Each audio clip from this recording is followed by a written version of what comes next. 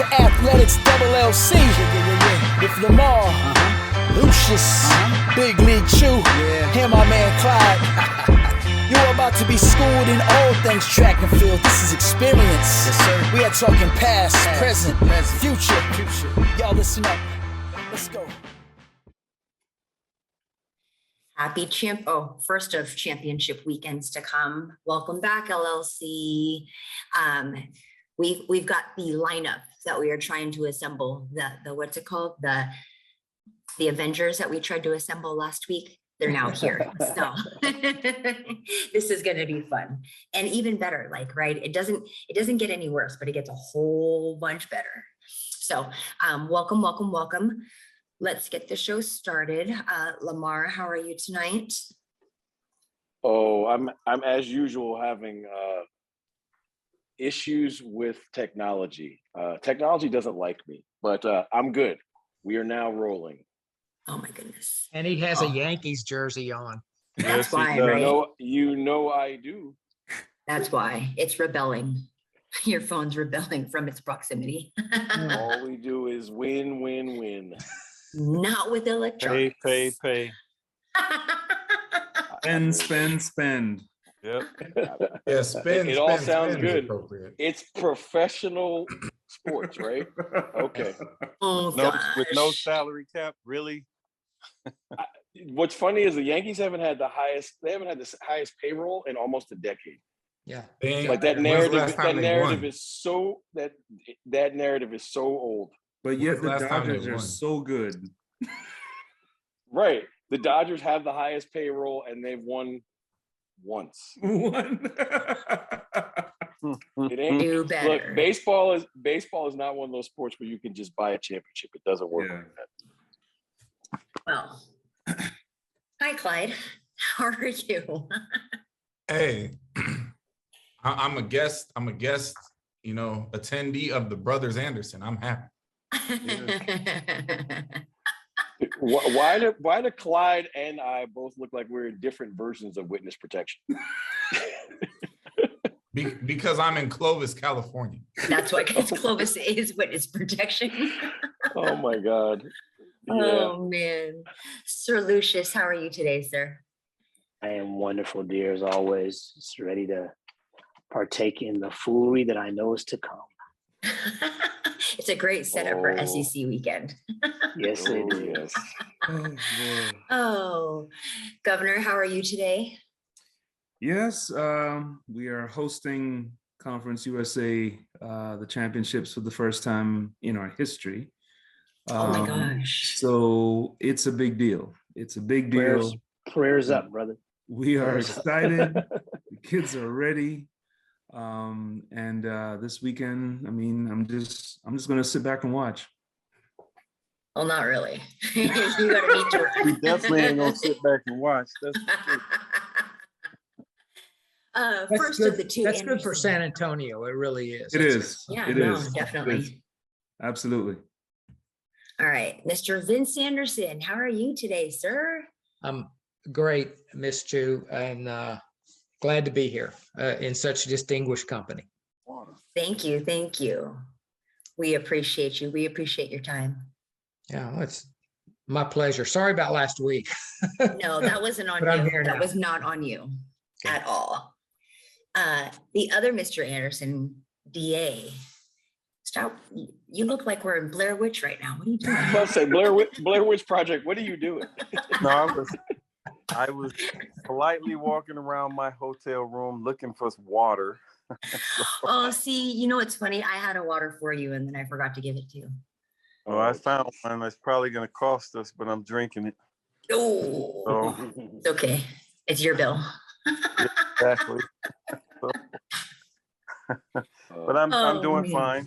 Everything is good. We're in Lubbock, Texas, ready for the conference championship. So the Big 8, or Big 12, rather. I'm aging Wow. Big 8. Uh-oh. God.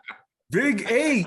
Yeah, Wow. Big that's 8. way back in the day. You man. threw that one out. My gosh. Wow. So wait, are we You're supposed to be showing your ready for age, the young Southwest Conference meet too?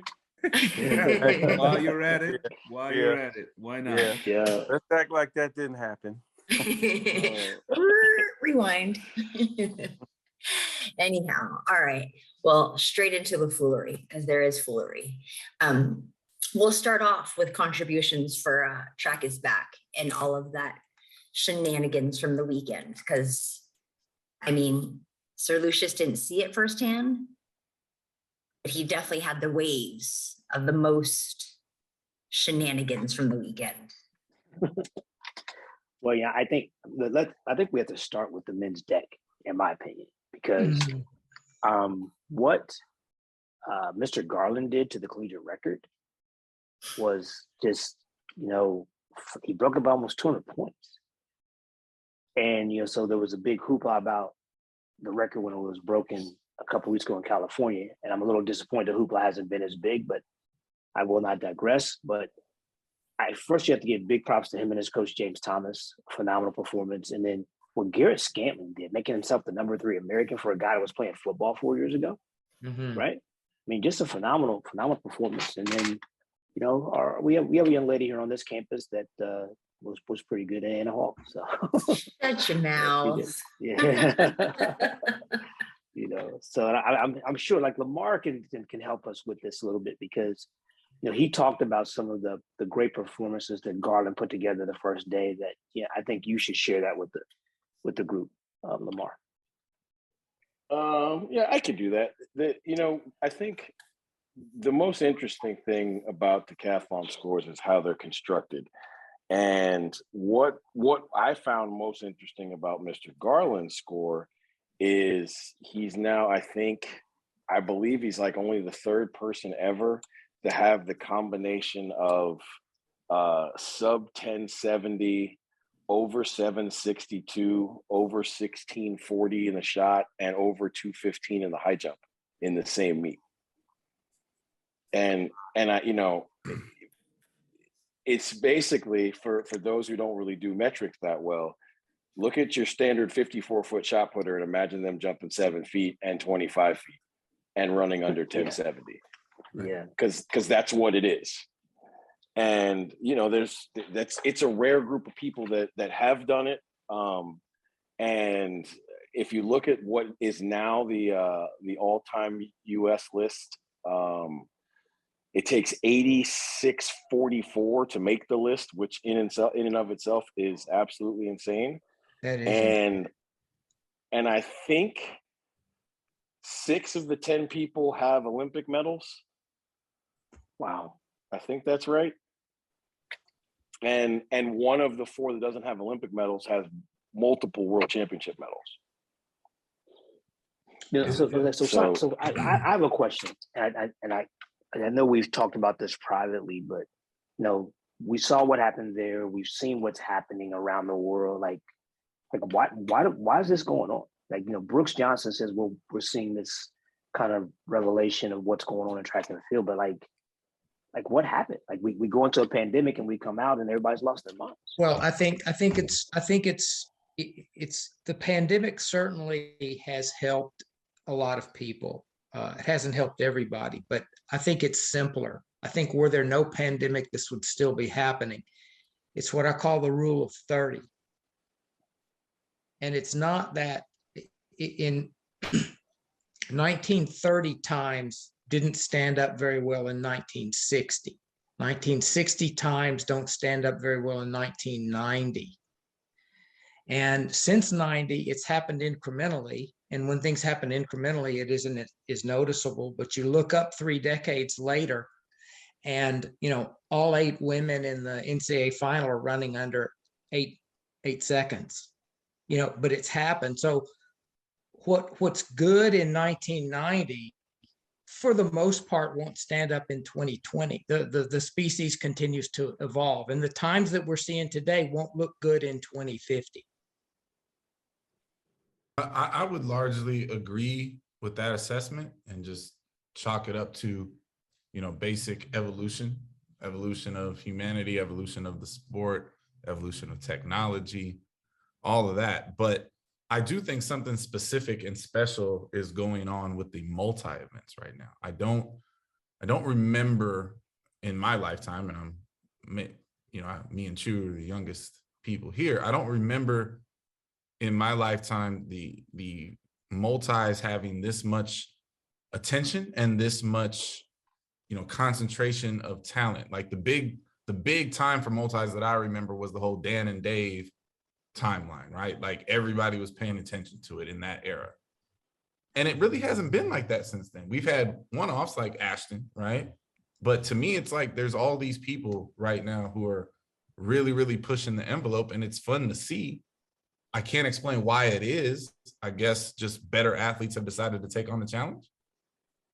So my question is this: there's three guys. The three guys that are kind of killing it right now, right? Mm-hmm. I mean, probably. I guess I would argue there's even more than three, but yes, at least three. Okay. And so, like, we've had that phenomenon before. It's just been a while since we've had it, I would say. Yeah, that's what I'm saying. It seems like But to speak to what Vince is talking about, and even to like what you're talking about, okay, it's not just the multi events. Across the board. Look, it's across the board. Like, definitely across the board. And that's just my thing. Like, and I'm one that believe that the pandemic helped, but it was just such a huge jump from what was going on in 2020 and 2019 to what's happening now. That was my question. Like, it wasn't like incremental. It just kind of was like, we're here and now, boom. To times that you can run to make finals before you can't make finals anymore. Right. So my theory is threefold. I think the least of which, but I do think it is important, is when the sport was taken away, it refocused everybody, because you missed it, and so like you learn to cherish it more when you get it back. Two, the average age of a student athlete in college now is a year older than it should be. Right, because we always were 0 to 5, and we had very, very few fifth-year seniors, and now we're 0 to 6, and we have a lot of fifth-year seniors and a few sixth-year seniors. So I think just in general, I think we all would. If you took your first year as a pro and made that your senior year, you'd be like, man, I'd be pretty good. So I think there's that, and then I think the biggest one is just, to me, like, everybody got a red shirt here. And I think every single one of us know, if you take a healthy person and redshirt them and train them that year, the following year, that will pay dividends. And I do really believe that everybody spent a year training and not getting injured.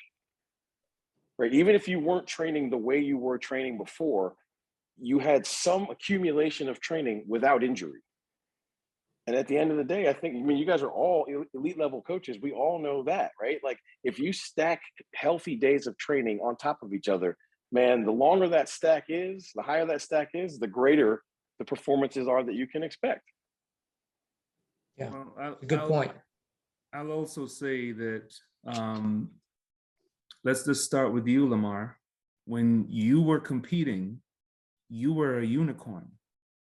I think there are now 5, 6, 7, 8 unicorns in the decathlon right now. I think when you talk about Simon Ehammer jumping 8:30, right? So that's who I was very impressive. There was a deck world record that happened this past weekend, and here's the thing: like, I met this young man at Indoor Worlds. We sat down, had a beer, and I said, "Listen, I have to ask you a question. How can you jump 8:25 indoors and still do the multi and not honestly be great at it?" Exactly. I was like, why are you doing this? And basically, his basic answer was, because he could. So, like, from my understanding, because look, he jumped 8:30 and only scored 8,300 points. Right. It's not that 8,300 sucks, but 8:30, like, that should be an 8,800 or 8,900 point deck. Absolutely. Going with it. But to his point, right? Yes, I like the caveat of only 8,300 points. Like, I know, like, yeah. That's a terrible score, right? Right. But that's the thing in the new world order, right? Like, okay, look, Stephen Bastien was 83 high last year and was top 10 in the Olympics, and that dude didn't make the U.S. team 1 year later, right? So, like, 8,300 just ain't that good anymore. Right. And so you guys love to use the word. It's better than serviceable, but it's borderline at this point. That's Darryl's word. The standard. That's my word. Look, that's your word. They changed. they changed the standard in the multi to reflect having a field of 16 to beat the world championship standard is 8,300 now. Wow. Wow. Right. So like, Crazy. you know, and so like, so at the end of the day, like when I asked him what his plan was outdoors, I thought it was actually ingenious. I would never do this, but you know what? Good on you for him. He did Radingen and he's gonna do European Cup and then do one more, which will probably be in France. He'll have his 3 scores, but he's gonna long jump at world championships and not do the deck. Okay. Right. So now you like to the governor's point, there are these unicorns out there now who can weigh 230 pounds and jump 7'1". Right. Crazy. I mean, you know what I mean? I have a question for Darryl too. Like, okay, so Ronnie Baker comes out of the pandemic, you know, and you know he was coming off of injuries, he banged up, and you know now he's 983, he's in the Olympic final, and he's fifth or sixth or whatever he was. Like, what did you see during that with him that made such a big difference? And I was going to comment on the question and listening to a bunch of you guys' answers. And one of the things that I think was missed is that I think coaching has gotten better. I mean, we don't want to understate that. Yeah, athletes have gotten better. They've gotten bigger, stronger, faster, all of those things. But I think coaching has gotten better. You know, it's a lot more event specific now, you know, in like, for instance, you take the throws, you don't see a lot of double people doing disc and shot now. Mm-hmm. Everybody's getting more event specific, and coaching's getting more event specific as far as what they're doing with the kids and how. And then the other thing that's gotten better is the medical part has gotten better. And for the most part, kids are able to stay healthy longer, which to go to one point that was made, kids are staying healthy. You know, during the pandemic, they stayed healthy, but I think in general, they're able to stay healthy. And if they're able to stay healthy, they're able to get better, you know, in theory, you know, so, but answering your question about Ronnie, I mean, during the pandemic, we continued to train. He was healthy. He had come off of an injury prone year the year before. And really, he had with counting the pandemic, he had 2 years off. You know, because in 19, he was injured. The only meet he ran in 19 was USA Champs, and he got 5th. All right. And then he came back the next year in 2020, and we had the pandemic. You know, so he had a big gap, but he also had a long period of time to rejuvenate, recover, get healthy, get stronger. And we were able to spend time. What we did during the pandemic, we worked on a lot of things that you don't get to work on when you're going week to week, meet to meet, traveling on planes to Europe and so on and so forth. So we were able to do a lot of things that we never worked on before. And that was one of the things that I came up with him when the season got shut down. I said, let's just keep training, but let's do some different stuff, you know, so and implement some different things into our training. And I think that helped him. It refreshed him, but it also helped him to get better.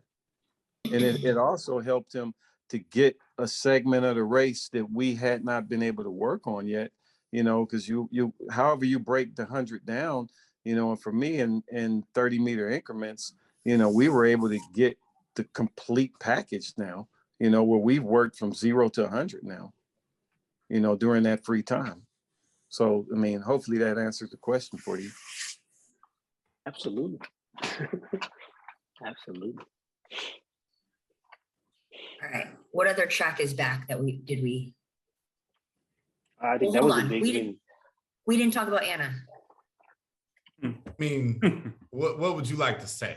Not more than what we did, because that person, that woman, that young lady. I want to say something about Miss Anna Hall. The hardest thing to do as a combined eventer is to take all of your weapons into the battle, have them all sharp, and be willing to use them all. And Anna's javelin didn't go the way it certainly can, and her shot put didn't go as well as she did in warmups. the easy thing to do is to take the victory or to boo-hoo about, well, man, this is going to be really hard to get the standard. And she's in phenomenal shape, and she knows that she is, and she knows nobody can run with her. So she towed the line and ran a friggin' PR in the 800, which her PR is 204. So she ran 203.11 by herself every single step. And I want people to understand this about Anna Hall. The fact that she can do that now tells you that every event that she gets better at, like, it's coming, right? Because she is a finisher. There's never going to be a meet where Anna Hall mails it in and gives you a 209. Like, that's not happening. So what I was most impressed with her, obviously, is the time. But I'm like, at that young of an age, to say, like, look, I can do this, and I don't need anybody's help to do it. Amazing. Well So, said. Sir Lucius, what were the events from what you saw that she can improve on, like in terms of challenging for the world title this year? I mean, well, there's a lot more left there in the hurdles, and it's just we just need more time. And we've talked about this. She went from 13.6 to 13.4 to 13.2. So of course, in her mind, she's gonna run 13 flat next time out. But we'll see about that. And I think that there's definitely too much. There's definitely more there in the 200. But I think that where she's got to get better, we got to be consistent in the long jump. She's 639, but she never touched the ball, right? And the javelin, she can throw close to 50 meters in the javelin. So 36 or whatever she threw is just not. 38 meters is not acceptable, and she's not happy about it. So there's a lot of points left out there. And honestly, she can run faster in the 800. I know that's kind of crazy to hear me say that, but she can. Okay, so I'll jump ahead and throw the question out there because I know there's already chatter about it. How long is Anna the one to challenge Jay? How long will it take for her to do it? Well, I think that absolutely, in my mind, she has the ability to do that. Because I mean, you look at the things that Jackie did. Jackie was a 6'3" high jumper. Lamar, is that true? Or 6'2"? Yes. Okay. So Anna can do that.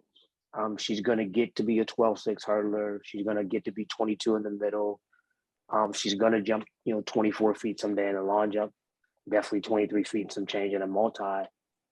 The question is, will she continue to develop in the throws? Because there's one thing she could do that Jackie could never do. Jackie couldn't run 202. Right? So the thing, she's got to close the gap in the other events because she's like I told her, I said, she's not a spades player, but we're going to go, as I call it, the ghetto version is big joker, little joker, to a spades ace, right? So you got the four biggest cards on the table because you the hurdles, the long jump, the 200, the long jump, and the 800. So you got to play your jokers. You got to get better at the other three. So I believe. I mean, Vince? What do you think? I think you're right. What was Jackie's shot? 51 feet? What was she, a 50-foot shot putter? 16 meters. Like 16 meters. Yeah, it's right at 16, like 52 and 52 low. Yeah. So that to me is the big one. I mean, that's always like, can she become Sharon Jaglowski, in the shot, proportionately? And if so, she'll be fine. Because Sharon was long and lean, but she threw an amazing shot put for her body type. And if she can get in the high 40s in the shot, but I think she'll be okay in the javelin for sure. I think she'll be able to match Jackie there. I think it's going to be the can she approach Jackie's shot? Because the 203 will make up for the difference in the 800 and she can go by her. But I think the shot's the big one because she's matched her in 4. And that seems to be the wild card is the shot put. Yeah, Jackie's 800 was 208.51. Right. Best ever. Right. I mean, I'm looking at her PBs now, and it's just like, this is Great. They're insanity. ridiculous.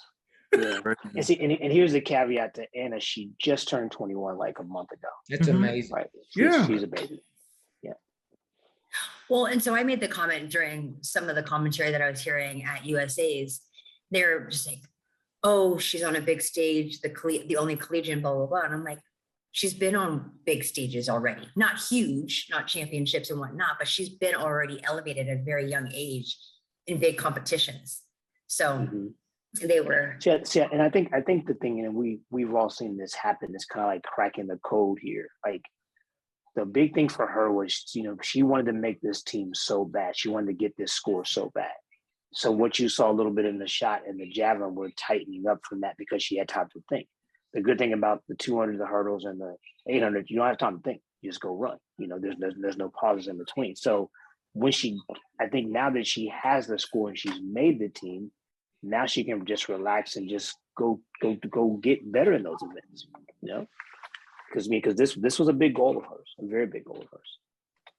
Well, I had a question too that I'm sure many people want to know now that we have you here, like knowing the schedule, which is by any definition awkward to say the least. You have the world qualifying one week and SEC's the next. How do you manage that? Like, you've obviously known it for a long time. What was the thinking going in? Well, I mean, the thinking going in for me was, we're going to go make the world championship team. And then whatever we decided to do here at the SEC meet was going to be her training for the week. And so, initially we were going to run the 400 hurdles. And then she decided to go jump 674. So now we're going to long jump as well. So, but it works out great because, we get back on, honestly, I'll tell you, we got back on Monday. She went to the pool. Yesterday she did nothing but she jogged a couple of laps and did some easy strides and got treatment. And today we went over a couple of hurdles. So, and then she's going to run the 400 hurdles Thursday, long jump on Friday, run the 400 hurdles on Saturday. And that'll be a workout for the weekend, and we'll get back to multi-training. But I just felt like, I love it. This would be a great, mental week, getting away from things and relaxing, letting her body recover. And she's a natural 400 hurdler. I mean, honestly, that might be her best event. Wow. That was funny. One of the questions that was asked. Why was that funny, sir? Because it is funny. Why is it funny? It's not in the Joe Pesci funny way that you're taking it. Right. No, I'm asking. It's not. I'm asking for clarification, Clyde. Don't help me. The reason it's I don't need clarification. The reason that it's funny is because what is going on? The reason it's funny, at least to me, is because the event she trains the least for, it's the event that most normal human beings would be like, yeah, I don't want any parts of that, or it's training. And she's so good at so many other things, it is just sort of laughable to say, well, she might be better at this thing than the other things. So it's just, it's funny. Okay, so for clarification, Clyde, I wanted him to say that because he said it to me on the phone about a week ago. He was just being a butt. He wouldn't say it again. So thank you very much. That's fair. Well, it's very fair. I do because I wanted you because that's a great answer. But you're like, because it is funny. That's not an answer. If your son said that to you, knock him out. All right, that's fair. One of you, and I think it was Clyde, asked, like, what does she have to do to compete for this year's World Championships? And I'll say, look, that answer is actually very simple. If she can move the floor of her long jump up from 630 to 660, which is tough. Like if your PB is 674 and it's new, it's hard to ask somebody to like go jump 660 every week. But again, who we're talking about and the amount of time, like it is possible for her to move her floor up in the long jump, move her floor up in the shot put, and move her floor up in the javelin. Notice I didn't say she has to PB in any of those things. She just has to, on her first throw, like throw 1330 in the shot put, because then she'll relax and then she'll have a shot at her PB in the shot put. Have her first throw in the javelin be 42 meters. because then she can relax and actually really go after those things. Because the rest of the events, honestly, they're trending to the point where if she did those 3 events that way, she's going to be running the 800 for the gold medal. See, that you mentioned that because if you watch the men in the javelin, Kyle and Garrett both threw very well on their first throws, solid throws, close to their PBs, and then had huge PBs on their last throws because they had nothing to lose. Absolutely. Yeah. Okay, any other tracks or track is back before we move on? Well, yeah, Arian Knighton, and then the Well, Ariel was 2 weeks ago. You missed 2 that. weeks ago. right. Well, the one thing, but Vince, I would like to love- talk Close about enough. Ariel, yeah, I would Close love enough. to hear what you we'd have like to to hear say. what you have to say about I Ariel. would love to hear what you have to say about that. What did Right. you see? I mean, just a phenomenal talent. I mean, we're all blown away when Usain Bolt ran 1975 when he was 16. I think intrinsically that's a superior mark, but not by much, because Arian is what, 19 now? Is that right? Or is he 18? 18. 18. So those are equivalent marks. So he's got an amazing path ahead of him.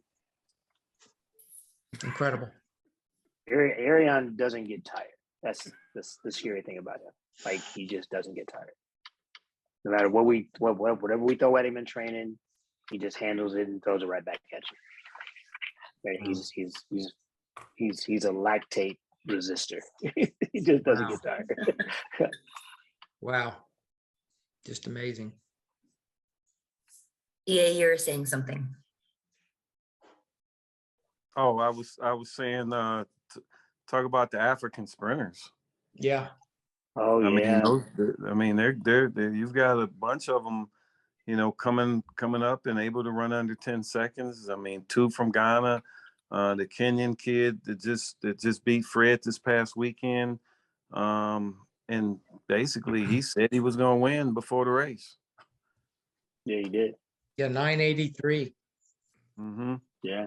Well, And that's the first time I've seen somebody make Fred break. First yeah. time. Mm-hmm. Well, I mean, to me, Fred never looked comfortable in that whole race. No.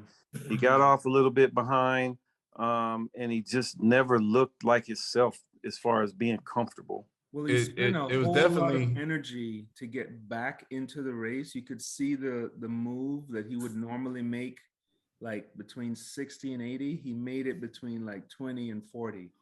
And he had nothing left. It was definitely one of the uglier 100-meter races by Fred that we've seen since he, Yeah.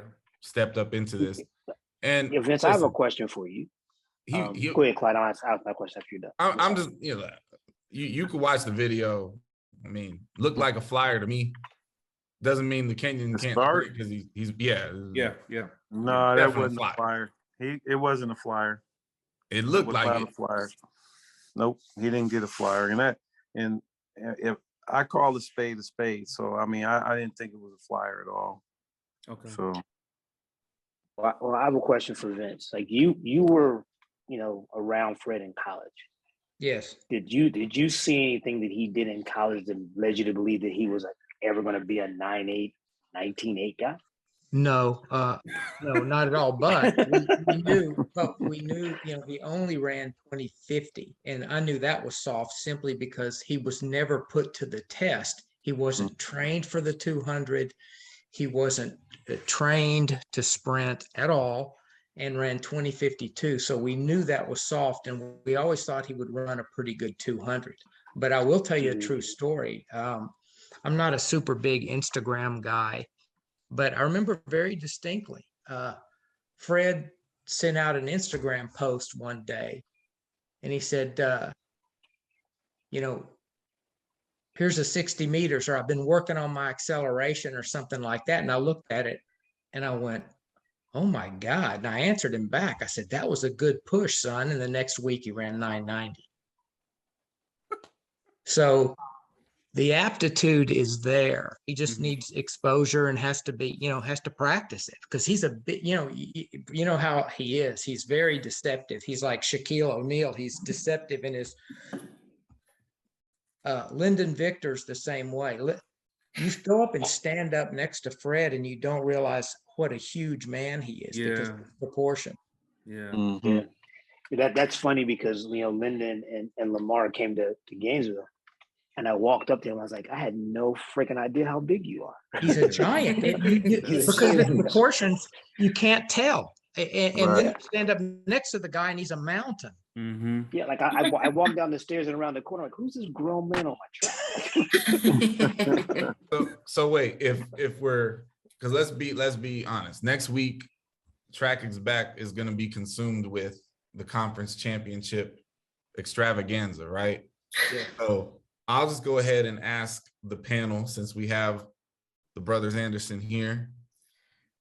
It is 11. The APB on Sha'Carri Richardson. Yeah, we lost. Can you start over again? Because Yeah. Say that again. Yeah, you froze a little bit. Where did I freeze? Well, after you said Brothers beginning. Anderson. Yes. You said the Okay. So brothers we have Anderson, and then there is an APB out on Miss Sha'Carri Richardson. It is May 11th. She hasn't raced. At some point, we got to ask the question. So, what's going on? what's the question? APB, where is she? What's How would going we on? know? How would we know? I told you, Clyde, it is more fun to me for us to not talk about it. It is way more fun. Yeah. Well, look, okay, first of all, I told you I found her. I sent you guys video. I found it. She was screaming at somebody to get out. She was screaming at one of her training partners to get out of the race. I heard her in the background, so I sent you the video. So I found her. I just haven't found her in the race.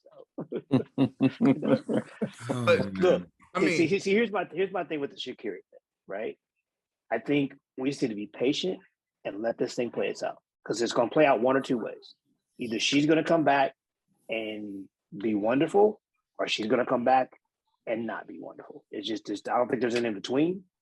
And then for the life of me, nobody knows why she hasn't raced it. You know? Right. There's a very close lip, but I'm not the FBI. I can't find her. I mean, I found her for you. Found her twice. I mean, you the closest one. Yeah, You the closest proximity. So you want me to drive down there and spy on her? Is that what we did? Listen, we the track loving public, I think around here we give, we're pretty respectful. Yes. We could have asked the question a while ago. It's May 11th. Okay, but I want to stop us from getting vilified by the distance world.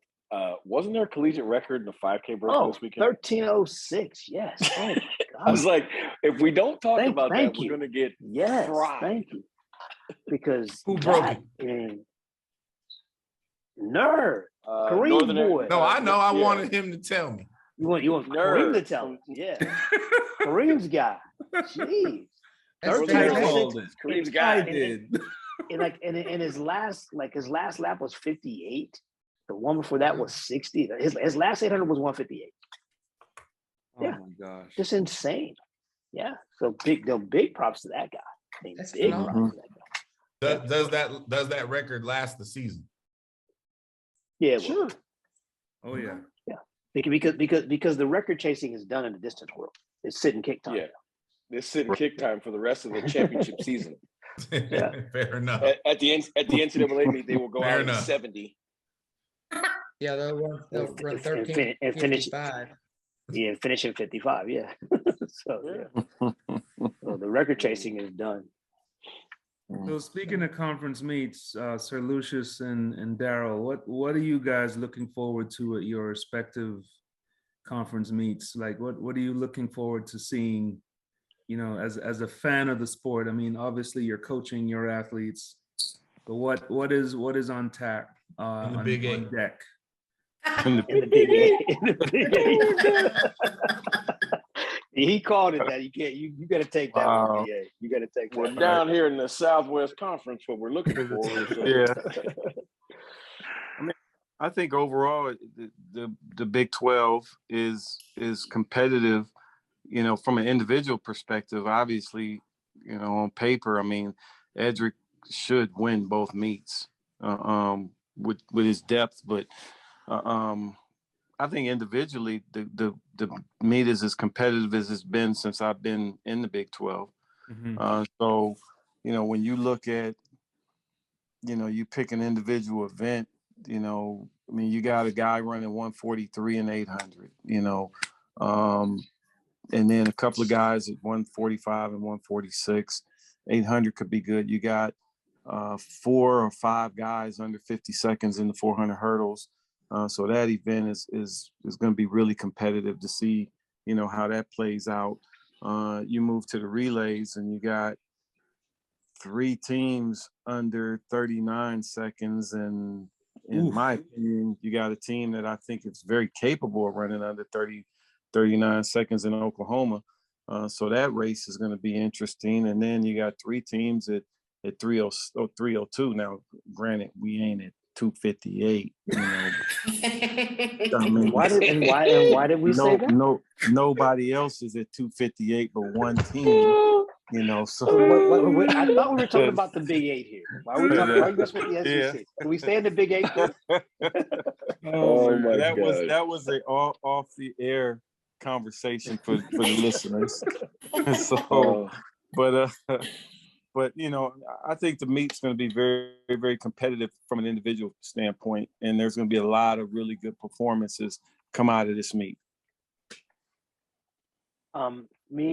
I think that both team races are going to be competitive. There's not a team on either side that just jumps out and says, you know, we're the best team here. On the women's side, women's hurdles, you know, with Miss Armstrong and Miss Stark. Women's 400 hurdles could get interesting with Miss Wilson and Miss Hall and the young lady from Kentucky, all being, you know, she's third in the league at 55.4. You know, obviously the big showdown, the women's 200. You know, I think the question is, does the collegiate record go down? Right? You had 21.96 and 22.05 going to war, and so I think that's a big show. And obviously on the men's side, you got the Famboulet versus Bowling showdown. We have 5 teams that have broken 39 seconds in the league, and I think on the women's side, there's 6 teams at 43.5 or better, something like that. A lot of good races there. The women's 800 should be really good. We got like 5 girls that have broken 20, like 4 that have broken 202, and another one that has a 201 PB that's lurking. Yeah, I mean, I think that it's going to be one heck of a track meet. It really is. And then there's a 258 4x4 that is just. Why do we keep talking about that? Why would we not talk about that? There's all kinds of crazy things. There's all kinds of crazy things to focus in on the SEC. But I just look. I'm a fan of ridiculous depth of numbers. Right. The young man from LSU has run 20 flat. He's the 3 seed in a college meet. Yeah. Right. And there's in 2020, I think is like the 5th or 6th seed. 5th and 6th, I'm sure. It's 5th and 6th, right? Yes. It's like, you know, like it does really recalibrate in your head what fast is. Because before the season started, I would have said 2020 is fast. Yes. And unfortunately, and I guess it is still fast, right? But when you go to the conference meet and you're it's serviceable. Why? Remember that now. Listen, 2020 can't be fast when 19.9 got his brain blown out.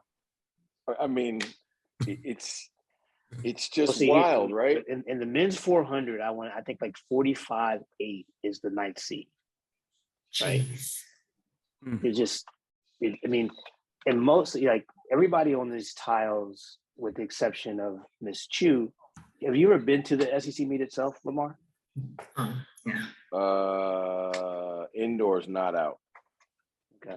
So, I mean, we've witnessed the shenanigans that happen in this competition. So, yeah, buckle up your seatbelt. It's gonna be a wild ride. I mean, you get to this time of year and everything just goes out the window, and it's just pure competition. And everybody's fitness level is up, and they're in the competition spirit and the championship spirit, and crazy stuff happens.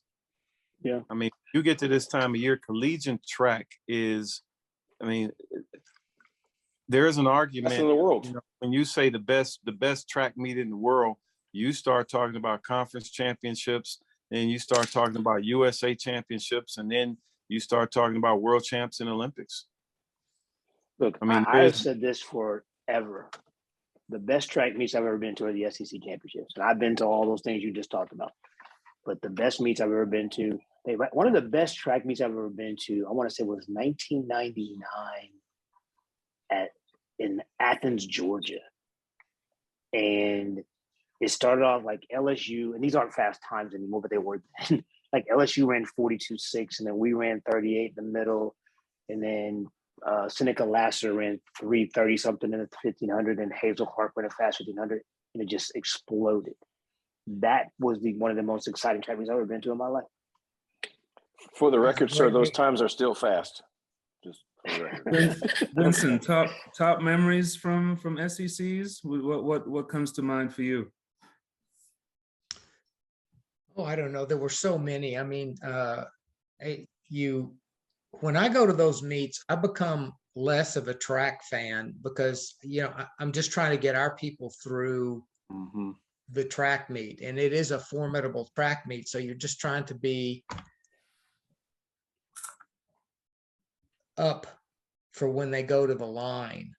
So, but it's retroactively really fun when you go home at night and then you really look at the events. I mean, 2002 was a wonderful meet. 2001 was a wonderful meet.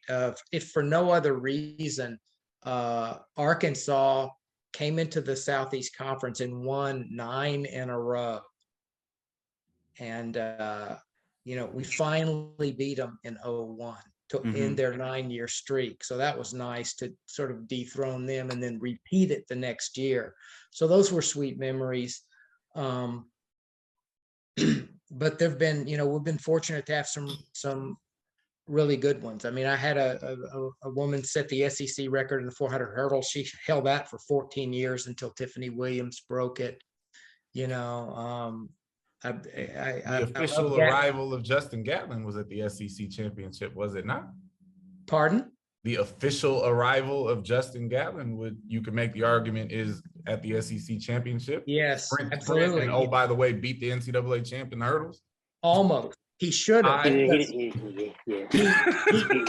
lost to Bramlett. He lost to Bramlett by 1/100th of a second, but he had him dead to rights coming off the 10th hurdle. And Gatlin has the best run in I've ever seen. He misstepped on the run in and Bramlett beat him. Wow. 1341 to 1342. So Justin came back and made him pay for it in the 1 and the 2. There were a lot, so it's all just it's a great track meet, and it's just gotten better and better and better. I would, as a fan of the SEC meet itself, just to watch, sitting there with popcorn. I maybe it's the morbid side of me, but I was always interested in the conversations had with the poor young men and young women who get 9th, who run ridiculously fast. I was always interested in, like, what's that conversation like? Well, like when some young lady runs 23:02 and doesn't run again. Yeah, all in the game. Yeah, but you know, but the thing is, she's going to nationals. You know what I'm saying? Like you can't, like you do have to kind of still pick her back up because she's useful. Yeah. Most athletes, when they know they've excelled themselves in performance-wise, can usually overlook the place. Usually, not always. Yeah. I mean, the tougher conversation is, you know, the guy that runs really fast and gets second. That's the tougher conversation. Those are the tougher conversations. Yeah, I think that's right. I agree with that. Well, there'll be a bunch of those this weekend, not just down south. Yeah, there'll be some of that on the West Coast too. Yeah, exactly. Yeah. Those be some tough conversations in every conference meet. Those are, but I don't think the person that runs 9th and runs really fast is happy. To be honest with you, you know, they did their best and it just wasn't their day. But it's the person that the second that's close. Like I said, you talked about Gatlin. Gatlin walked off the track. He was not a happy guy, but he put that energy into the rest of the meet and was phenomenal. But I think that those are the tougher conversations because they got really close to the big prize. Mhm. That's the tougher conversation. Yeah. All right. So the reason why we have these esteemed guests on here, 4x1 talk. Oh boy. Yeah, I know, right? Buckle up. If the goal is to win the gold, not to break records, why is taking the top 4 times a bad idea? No, not the top 4 times, the top 4 places. Top 4 places. I'm sorry. Top 4 places. Yeah. Vince. VA, yeah, go. Okay, well, all right, I'll be brief. It's not a bad idea. Okay, because the first thing you want on any good team, including the Olympic team, is you want fairness. So the fastest 4 people always have right of first refusal. They always have a chance. They have the inside path in the audition for the job. But literally, I'm a sprint coach. I want to put my 4 fastest people on the relay because that will give me the best chance. However, I coached college track for 31 years and not one time, I'm quite clear on this, not one time did my 4 fastest people make the squad. Because inevitably in the 4 fastest people, there are definite and absolute skills that must be executed in the dispatch of the 4x1. And inevitably, the top 4 never get it done. So I have to go to my 5th person or my 6th person until those roles are filled. But see, you're shaking your head, Clyde. He's talking about college people versus the top 4 people in the U.S. That's Okay, a different. It is. It's But just totally to be different. fair, now wait. Totally To different. be fair, let me Totally finish. But okay, I have never been a national coach, but I know this from watching our relay teams. There are some people in our top 4 professionals who shouldn't be on the relay because they can't do what's required of the leg they're assigned. And I'm not going to name names, but I see them out there and they're struggling and we're having a problem because they can't get it done. Let me ask you this. Is it always the athlete can't get it done or they weren't being coached properly? Because that's what I saw. Well, okay. Well, coach, it very well may be. I don't have the answer to that in all the that's my thing. issues, but it's a limiting factor. So assuming everybody is reading the mark and assuming that all the people who are receiving are pushing into the zone, I mean, yeah, you want to give it to your fastest 4, but there are people who can't do that or don't. So blame the coaches, whatever. Say. So it's a bad interface because whether it's the athlete's job or the coach's job, or truthfully, it's both. Right. There's a disconnect there. And I promise you, the 4 fastest people, they're not all equally skilled in the relays. In fact, there's some people in the top 4 who've never taken a pass in a college track meet. And I think that's a developmental concern. And my thing is, this is like, but you can't overcome that if we don't coach them. And when you and I've had this conversation before, we talk. There's a little word here that's really big, and it's called practice, right? And so what I'm gonna hang my hat on is this, right? You go back, I'm a history guy. You go back in history, we were our most successful with the 4x1. We took the first 4 guys and we coached them up. When we started with the rhetoric, with the conversation that so-and-so is too tired, and so-and-so can't do this, and so-and-so's never run before, that's when we started developing our problems. Yep. So by no stroke of, there's no magic formula that says that everybody that makes the team is totally qualified to do everything that's required.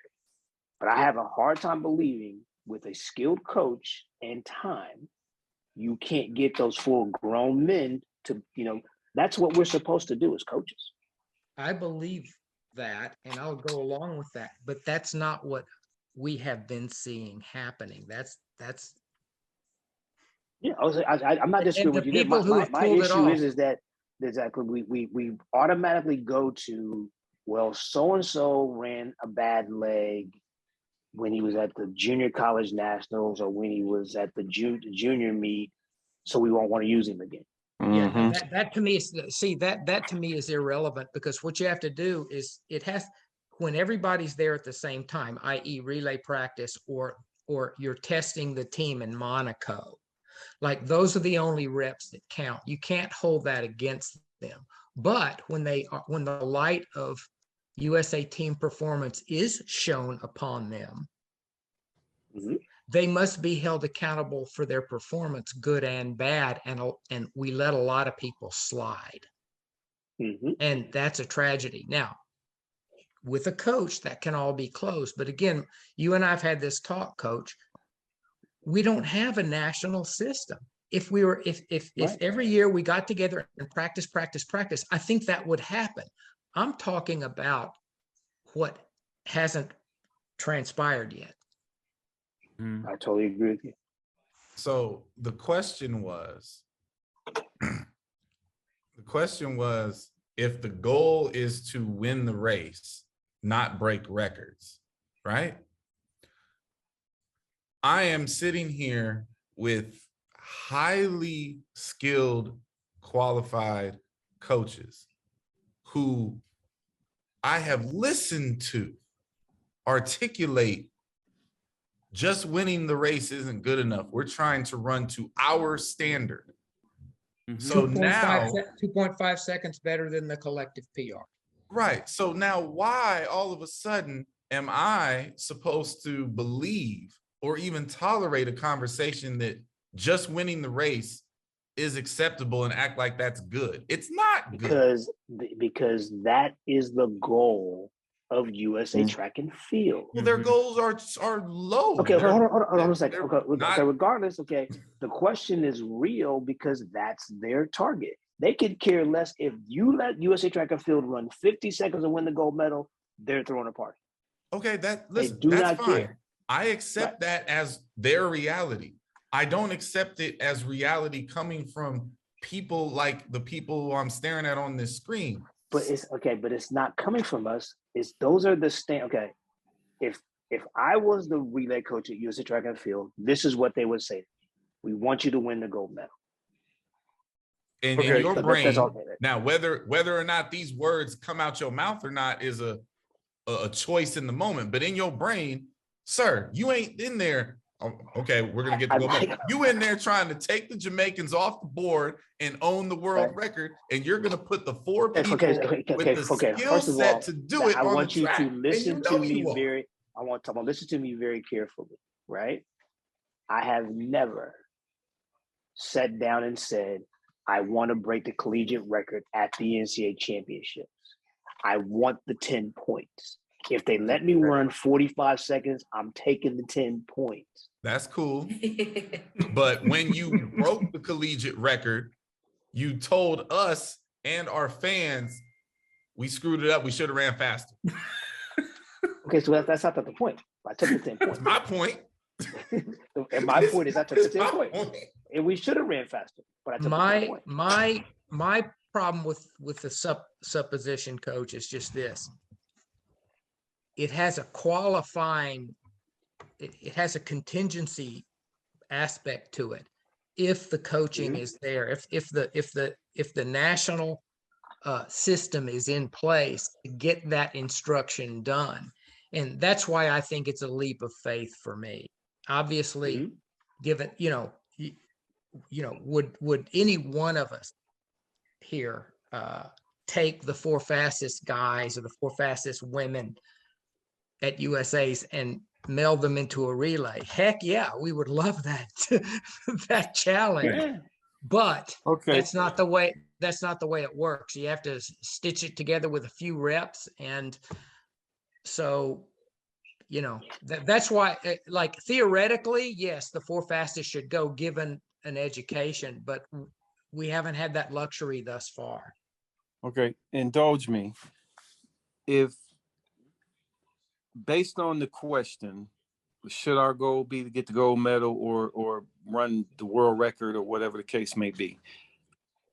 How can that be a fair statement or fair question when you have one relay camp for 3 days? And for 3 days, how much are you going to get done? Are you going to force those guys to do relay exchanges 3 days in a row at top speed? Or how are you going to do it? And then with that package of with that package of practice, you're going to put the goal in their face that they should break the world record. Or with 3 days of practice, is it just fair for them to say, we've had minimal practice compared to Great Britain, compared to Italy, compared to all these other teams, and the reason they practice more, we all understand, because we've got a boatload of people that are qualified based on speed and personal best to be in that pool of people that can be on the relay team. All right. That's not, that's not why. But wait a minute. But then we give ourselves 3 days to figure out who those 4 people are going to be. All right. And 3 days to let them practice on the skills necessary to run the times that we're talking about. That whole package to me is unfair to the athlete. Now, the other thing that's unfair to me is when you start letting other people decide what this person's legacy in the sport's going to be.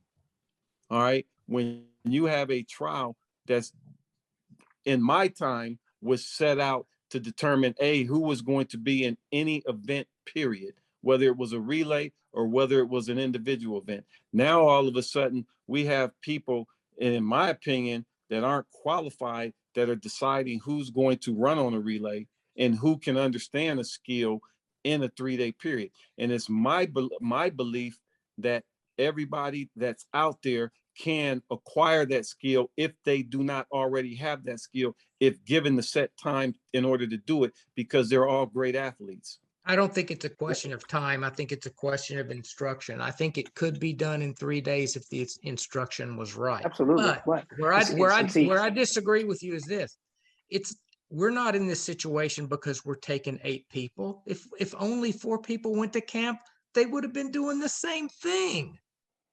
It's structural. They set it up that way. Well, see, and that's the problem. Because so we talk about whether we take the top 4 or we take the top 8. Clearly, it don't matter. We could take 20. We screw it up. Correct. Exactly. That's the whole point here. So we can go on this bandwagon that we should take the 200-meter guy and we should take this guy and that guy. The bottom line is this. I won't speak for me. Okay, I don't speak for nobody else. Okay, who were the top 4 guys at the Olympic trials last year? Ramel, Curly, Kenny, and Ronnie.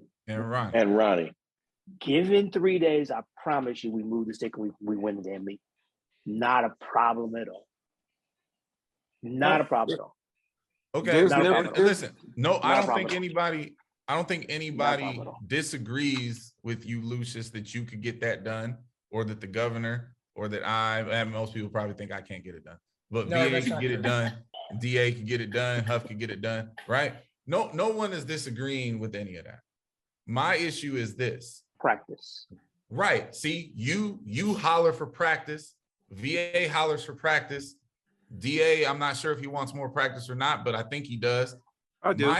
We don't want more practice. We just want practice. I mean, we have not had practice. Efficient practice. My point is this: the way we've been doing it hasn't really changed over the past 15, 20 years, no matter who's in charge. Correct. So why do we keep doing the same process and thinking it's going to be better? That is stupid. It is insane. And so you're speaking to my point and to DA's point, because it was that 15, 20 years ago period that you're talking about. Because before then they took the top 4 and we were successful. I'm not talking about this top 4 nonsense, because I will die on this hill. But why is it? Hold on a second. But why is it nonsense? I will tell you. I'm getting ready to tell you. So first of all, I want to say this before you say the nonsense about to come out of your mouth. Okay. because the most success we've had in winning medals was with the top 4. That's So you that's cannot- awesome. hold It's on, no, one hold of on a those second. things. Hold on a sec- hold on- It's hold on a one of second. those Let me finish, things that is please. Let me true, finish, but is please. missing a lot of context. Oh, that's not missing any context at all. We're It's not missing a no lot of context. context. Because facts are facts. Facts are awesome. You want me to answer the question, or was it rhetorical? No, there was no question. It was a statement. You asked me to answer what I was going to say. Would you No, like? I me didn't to- ask you. I didn't ask you anything. So I don't know what you're talking Okay. about. I said it's nonsense. You said, what is the nonsense? I'm going to tell you. You don't want to know? What's No, the I didn't say. nonsense? I didn't say wanna what know. is the nonsense. I said there is no nonsense. Oh, it's nonsense. Because the idea, we don't have a 4x1 trial. That's not a part of our schedule at the Olympic trials or USA championships. We have a 100-meter trial. We have a 200-meter trial. We have a 400-meter trial. There is no world that exists where running a 100-meter straight line from blocks defines that you have the best skill set to run a 4x1. They are not Nobody's relevant saying in any way. Okay, that's not what the discussion is. That is, because you're saying No, the no, top that's- four that's- are the best that's choices. No, It has nothing to do with anything. No one said the top 4 were the best choices. The question was, no, nobody said that. So stop making the silly faces, right? Okay. The question was, why not the top 4 if the goal is just to win the gold medal? And my answer to that is simple. Okay, so hold on a second. Because See, the top four are not necessarily the quickest path to the gold Please medal. let me finish. They are Because all- you're doing what you always do. No, because you interrupted me. I was talking. Clearly, I was talking. But Right. I was. So at the end of the day, here's the deal. Okay. First of all, I don't care. Right.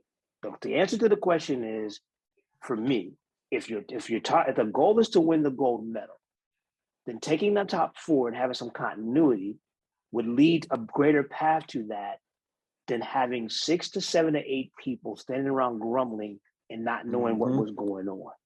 Okay. Agreed. So all the stuff that you have to say, you're fine. You're entitled to your opinion, but in my opinion, you're wrong. But Can I speak now? I want to add, Uninterrupted? Look, I'm gonna ask you respectfully to stop doing that. Okay. Doing what? Okay. Stop being a smartass. Not necessary. Because Sir, you'll get you're that guy in a minute now. interrupting me. Hey, I am not interrupting you. You just I wasn't did. talking. I did not. Wow. You said to me, hold on a second. See, I want you to stop acting like a child. You said Sir. to me, hold on a second. You said to me, can I talk? Yes. Okay? You asked 'cause me you a were question. done. So hold on a second. So how in the hell did I interrupt you when you asked me a question? You were done. I asked the Okay, question. exactly. You said, can I talk? I answered you and you said I interrupted you. I cannot interrupt you when you asked me a question.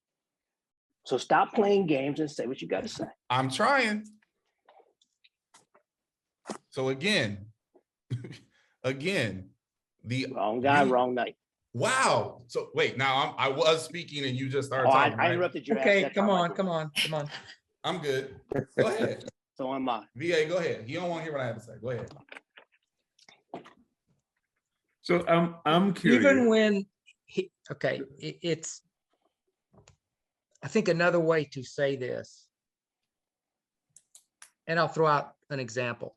In 1983 at the first World Championships, Mark McNeil gets 4th, a University of Houston guy. So there's Carl on the team and Calvin Smith and Emmett King. And it should have been Mark McNeil, but Coach Huntsman nixed McNeil to put in his own guy, Willie Gauld. So they won the gold, and there was no reason to do it. Huntsman wanted his guy in there. Favoritism. So, and that's not unprecedented either, but it worked and they won and there was no complaints, except I'm sure from McNeil. But the point is, I don't think it's a question of the first 4 so much as it's a reduction of the number. You could take 1, 2, 4, and 6 and probably still make it work. It's the reduction of numbers. And in other words, the whole process, like it actually worked when John Drummond was the one voice. Okay. And it worked before then when there was just the Olympic Olympic head coach who just decided everything because there was one voice. So what needs to happen more than anything is contraction. There needs to be fewer voices, and there's too many now, and fewer people involved in the mix, because it'll be easier to keep everybody's spirits up and working in the same direction. The more people you have, the more complex an operation it is. So I don't think the top 4 is necessary, but a contraction in the process somehow would make it easier in this one person's opinion. And I might be wrong, but it seems now, and for a long time, there have been too many voices. I mean, you know, when you have administrators for USA Track and Field voicing opinions about who should and shouldn't run the relay, that's a huge problem. Yeah. I agree with you. I That's agree the with that. context I was discussing. So I agree with that. So, But I still hold my opinion that the first 4 in the 100 should be on the relay. I mean, and there's nothing anybody can say that's ever going to change my mind on that. Because, you know, our greatest success in the relay was when we used, you know, the guys in the 100. And you get into for me, it becomes an opinion when you say, oh, a guy that ran the 200 is better than the guy that ran the 100 in the 4x100 meter relay. Because now you're talking about your opinion on whatever the case may be, on who's the better athlete. Now, if you get into a situation and you go to relay camp and so-and-so can't get a stick, we saw that in wherever we were, in Moscow, whatever year that was, when 15, 13. yeah, one of the guys, I can't remember who it was, couldn't get the stick to Christian. I don't remember who that was, but that person ended up not running on the relay, and one of the alternates it ended up running on the relay. I mean, I can go down the road with that, but I don't go down the road with, you know, it's not a 4x1 tryout. It's the Olympic trial. So what are you using, you know, to make the relay team? Somebody's opinion. Yeah, I mean, no, it's not someone's opinion. Those are observable things. Okay, you throw a wide receiver 6 passes and he drops 3 of them and they're all accurate. And then you have another guy go out and you can observe these things. It's not completely abstract. You're looking for a particular thing. You can judge whether someone reads a mark properly or not. See, we're saying, and if someone shows that they can't, I argue they have no business receiving a back. You guys are saying the same thing. On that point, we both agree. If they go to practice and they can't do the skill, then they shouldn't be on the relay. But how are you determining who those 4 people are going to be that are going to go and do the tryout to see if they can do the skill? That's because we go back to the very beginning here, right? The question was basically, can the top 4 get it done? Yes, right? they can. But and that's the question. So if we're just trying to win the gold medal, why not the top 4? Was the question. Yeah. So in my opinion, okay, I am not telling you that we should always just say the top 4 and don't bring anybody around, because you got to have alternates, you got to have backup. Oh, you got to have other guys. Yeah, say too many times. But if the question is, can we win the medal, or because in this case, they just want a medal, right? Versus not making the final. If we take the top 4 people, history shows we get a medal. And most times we win. So what was the process in 2019 for that 3710 that quartet? Coleman, Rogers, Gatlin, Lyles. And let's be clear, a very poorly executed race. Right. We won it. Very poorly executed. And 3710 was the result. I'm going to ask this difficult question. And here's the thing, and I think y'all know me, and I'm not a hater. In fact, quite the opposite. I'm a super positive person. So I'm going to ask a negative question. Have you guys ever seen someone on our starting foursome in the Olympic Games on the men's side or women's side, or in the World Championship starting foursome, wearing the USA across their chest, representing our nation in the qualifying round or in the finals, that you said they have no business out there. All the time. Yeah, me too. Yes. All the time.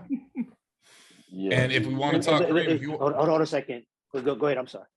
Governor, if you want to talk about 2019, remember the final result was the result of us getting an unbelievable pass when we ran out of the zone in the prelim. We shouldn't even have been in the final. Yeah. Yeah. And to answer your question, Vince, but see, the problem is that's again a product of this new system of putting too many people into the process. Agreed. There you Agreed. go. And I say that not to call, like, to me, that shows that there is not a discriminant eye making a decision like they do in football about which left tackle you're going to start. Every Right. team has 3 of them, and they only start one of them for a reason. And when the discriminating eye is not being applied to that foursome, problems will result. That's It's a difficult question. It really is. Oh, we leave it to the audience to ponder and give us feedback. DA, go ahead. I mean, my end comment on that thing is I just think, I mean, you could rule out somebody in the top 4 based on skill set after practice, and I wouldn't have a problem with it. But to rule out the top 4 before you take them into a practice situation is a travesty. I'll leave it at that. And that's the problem. Because see, here's the issue, because I've been in the middle of this mess, unfortunately, right? There's chatter going on before you can even get the freaking guys processed. Well, so-and-so finished 8th, but he's got credentials. And, you know, what about this guy that's running the 200, right? So, but the thing is like, even in the rules, it says the top 3 guys and the 4th guy all get declared in the relay pool for the World Championship Olympic Games. Automatically, they're put in there. Yeah. And that used to be the protocol. The top 4 finishers and the next 2 guys, that was your relay pool. Yes. And then somehow then it became 8. And then it became, okay, well, we're going to use some 200-meter guys. Yep. You know? And then it so became the anybody politics- then it became anybody that's on the team can be on the relay. Right. So again, I'm not against the top 4, but any coach wants to be able to conduct practice on their terms. And that's what I hope for any coach. That's all. For every relay coach, I want them to be able to conduct practice on their terms, because if they do, the result will turn out the way it's supposed to. Well, Big league. we're trying to solve another one of the world's problems. I think we got one step luck. closer on that one. Good luck with that one. One step, maybe a toe length on that one. Like I said, just make Vince the relay coach, and I'm gonna come video for him, and we'll be good. For the record, For the because, record, you know, the Vince, thing did is, you I don't They've even got a know- really I don't good even know if relay Vince- coach. did you attempt to be I the don't even relay know if coach? Vince knows this. Great question, DA. On this show, Vince, we decided that you should be the relay coach when the idea was proposed that there was going to be an application process. On this show, we nominated you. Thank you. I consider that a compliment, but it's in good hands. So Did you attempt to be the relay coach, Vince? no, I think I blew the interview. Are you serious? Wait, did you blow the interview or blow the application? Well, I never applied, but I did talk about the and I think I blew the interview. So Well, you're more than qualified. So There's no you reason to shouldn't apply. even- you There's shouldn't no even reason have You to to gotta interview. apply, man. Come on, dude. You gotta apply. We had this discussion. You're the Yeah. man for the job. Oh man. So how Well, did there you was blow sort the- of a- how did you anyway. blow the interview? well, I just Told the truth. No, I said, just got to be able to practice on your own terms. How's that going to happen? Wow. And that's a Yeah, pretty simple ask. exactly, a very simple ask, right? Mm-hmm. I said, you love relay that. coach got to be able to call practice when he wants. Like, Yep. I don't see that happening. So Wow. I love it. I love it. All right. Yep, he blew the interview. Now it's unique. That blew that right up. So, baby. so literally, you should go in there on that interview and just say, "I'll do whatever you guys ask me to do." Exactly. Yep. so I just anyway. That's all. So anyway, it was never really an interview. So just guys talking to me on the phone. I love it. That's the best interview ever. We're going to switch gears. This week on Twitter, there's always a lot of things that are tweeted out loud. So one in particular that was tweeted out loud was by the long jumper, Lorraine Eugen. And it goes as is. The fact that I won a whole medal at World Indoors and still don't have a kit sponsor or offer of one is actually quite sickening to me when I really think about it. So let's discuss that one.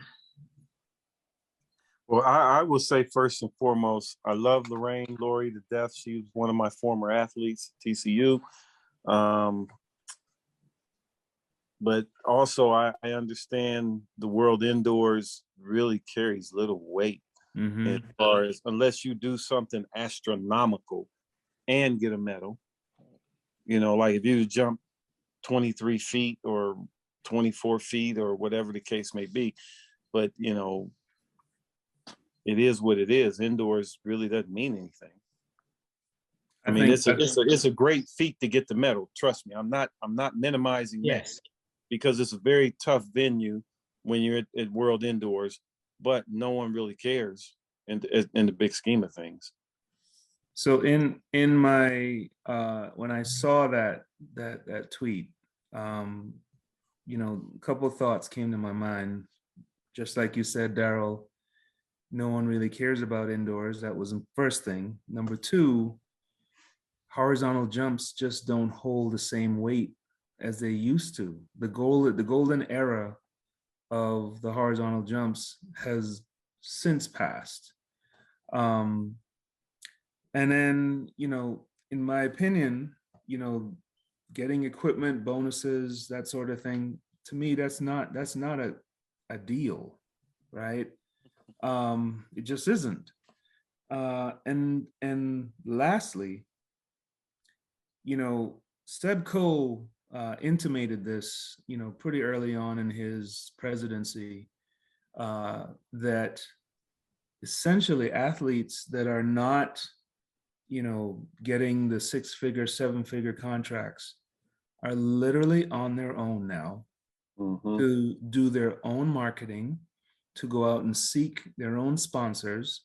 And, you know, I think for a percentage of the professional population, that message has been lost, because, you know, we're seeing athletes that are doing quite well with no shoe sponsor whatsoever. They're finding alternative revenue streams. They're marketing themselves. They're figuring out, you know, how to get the most likes. They're putting themselves out there. They're putting their lives out there, and they're capitalizing on it. But it takes a lot of work. It's a lot of work.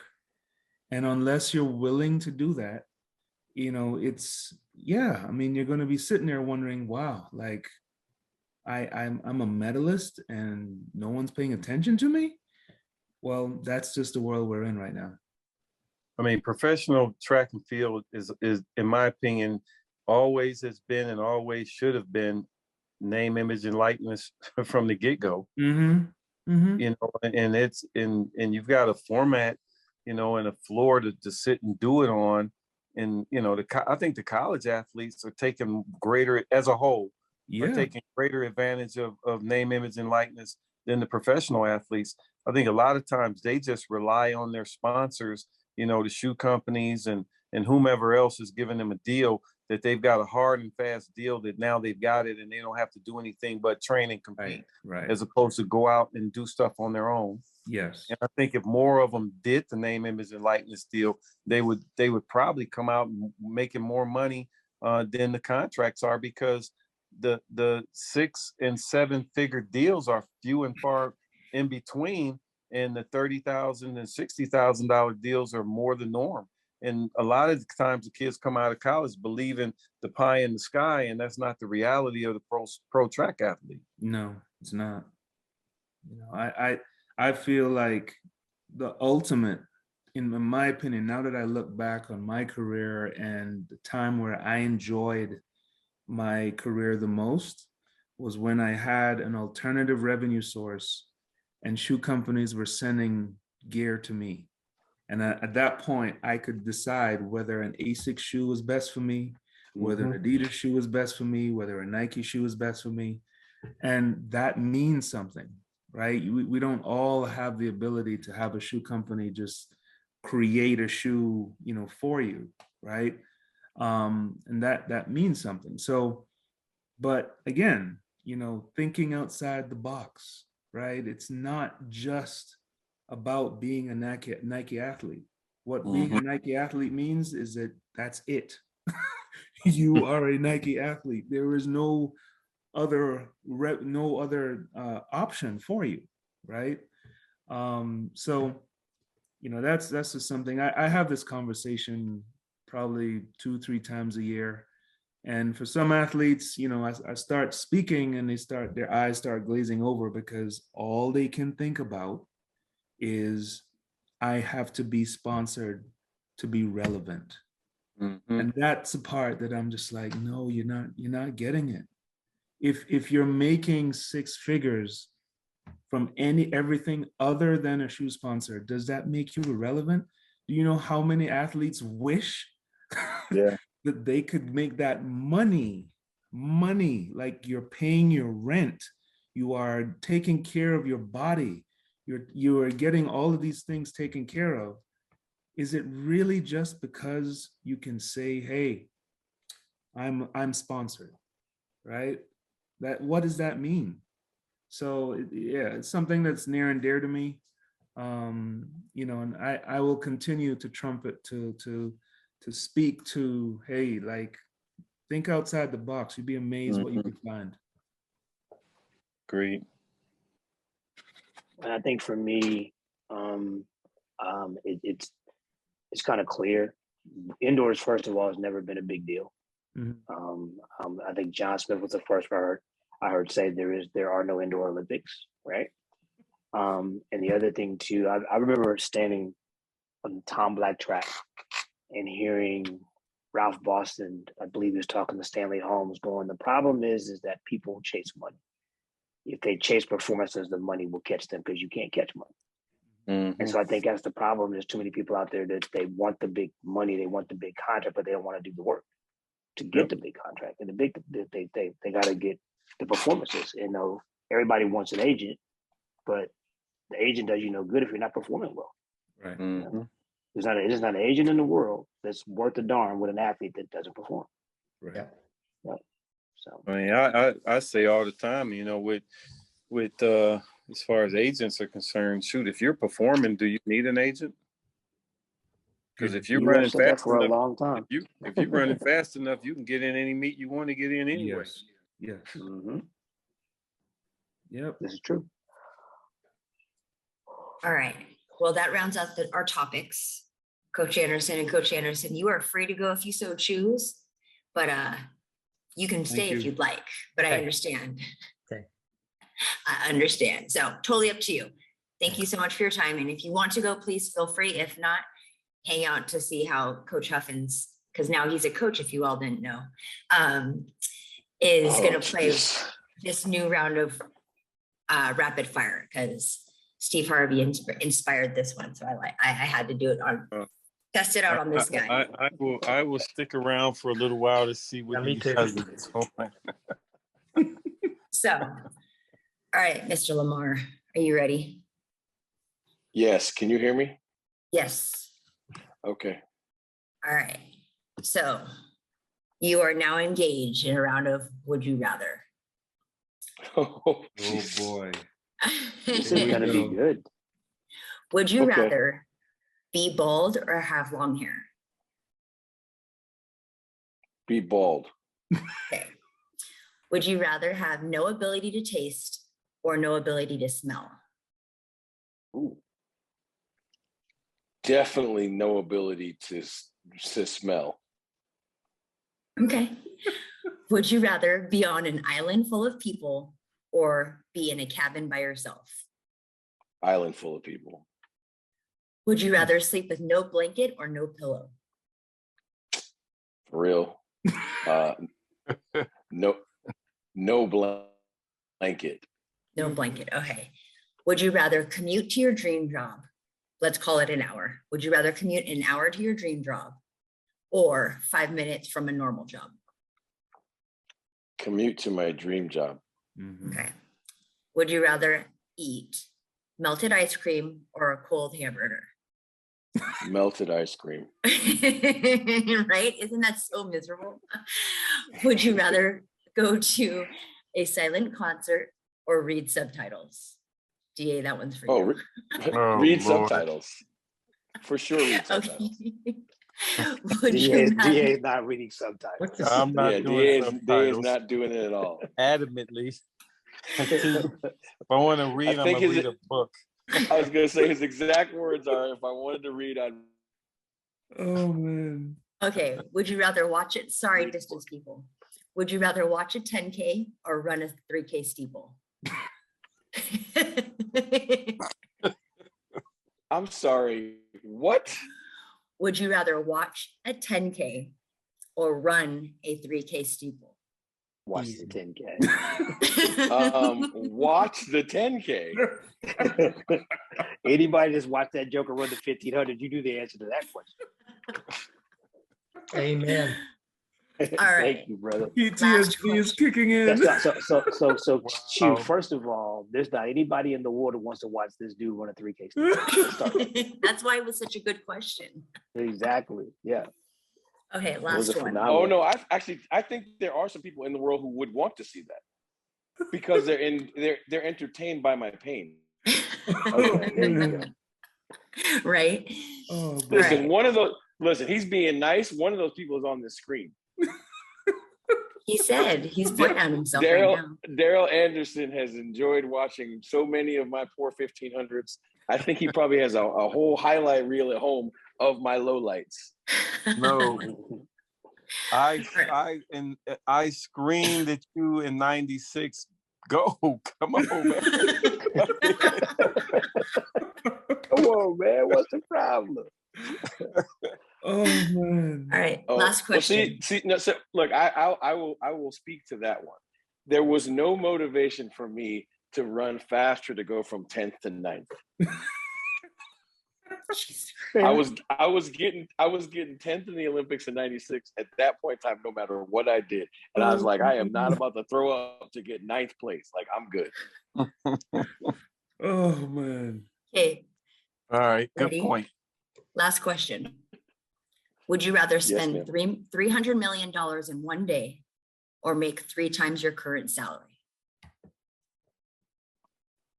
Oh, I would definitely rather spend $300 million in one day.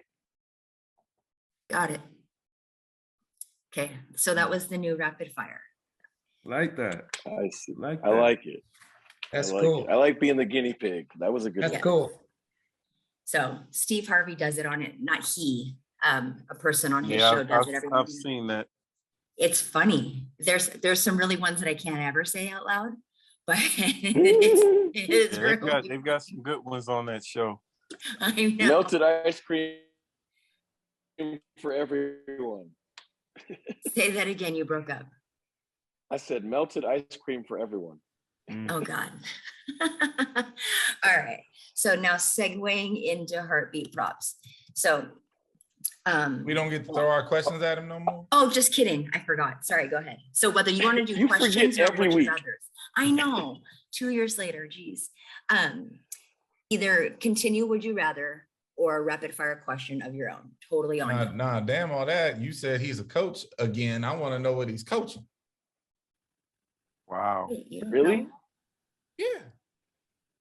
I coach one guy. I coach. Oh, one okay. Mr. Now, okay. Winnie. I thought it I was was something like, new. Oh, I thought no. it was something. I thought it was something else. No, there's still a Yeah, world I that doesn't coach- know that. I coach the 10U Cats in Little League baseball. He sucks. Just kidding. Thanks. All right, next. So let's see what I got for you. Would you rather coach the pole vault or the discus? Oh, the discus, without question. See, I was I- nice to you, wasn't I? I can second that Yeah. because I watched him about blow out a knee jumping up the other day because Linda had a good throw. And I was like, he's gonna hurt himself over there. Do you recall that? Yeah, I like That the was discus. The just- power ballet is a pretty thing. Oh, that absolutely. was just the other day. Yeah, You it's threw like your 3 years hands up ago. and jumped up in the air, and I was standing over under by the shit, and I was like, I said to Ronnie, I said, he hurt himself. All right, who's next? Everyone's thinking. Oh, geez. See that one, it's already been taken. So, well, it's already been said. Wow. I've got one. All right, Do I go get to ahead. ask? Yes, Yes, absolutely. you do. Absolutely. Yes. Absolutely. Inner City Blues or Mercy, Mercy Me? Ooh, Ooh. Good, Ooh. good. good one. Good one. Good one. Mercy, mercy me. Mm. Okay. Good answer. All Great right. question. Like both. Like both. Great question. All right, I got one for you. Would you Okay, rather sis. have Yes. the decathlon 100-meter world record or the decathlon long jump world record? Well, I had one of those. I know. Okay, if we're going to be 100% honest, I would, without question, rather have the decathlon long jump record. That's what I thought. That's my guy. That's my guy.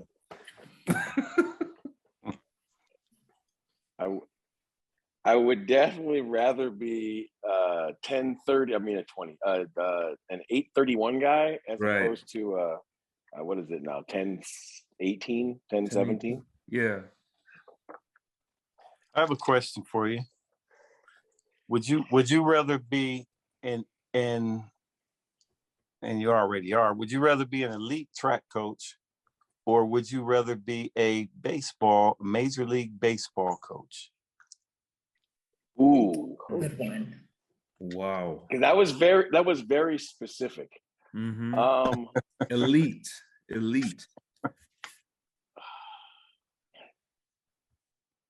I would just tell you this. I don't think I have any interest at all in being a major league manager. I think that is a terrible job. Because especially in today's world, right? There's a whole analytical department who does like most of your job, good or bad, for you, but you're the face of that decision. Right? So like, you know what I'm saying? Like a lot of times what happens with today's managers, decisions are made way above, not necessarily above their pay grade, but made in the office, and they get handed a paper like this is what you're going to do. When it goes poorly, you're the one that has to be at the microphone, and I'm not here for that. I ain't that good. I'm not that good of a company guy. I'd be like, look, they told me to do this. I didn't do it. Okay. That's kind of like the relay No. coach. Oh. Yeah, for sure. No, not the relay coach, the head coach. Relay Yeah, Head coach. coach, exactly, not the relay yeah. coach. Yeah. Yeah. Oh, goodness. Clyde, last but not least. Oh,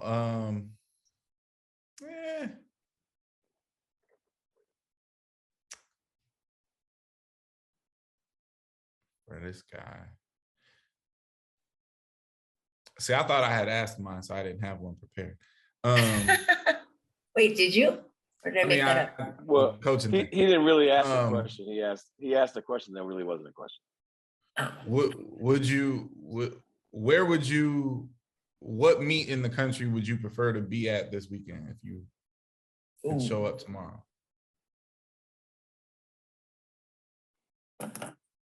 Ouch, that's a tough one. We know the answer. He better answer. He better. The big 8 meet, the big 8. Come on now.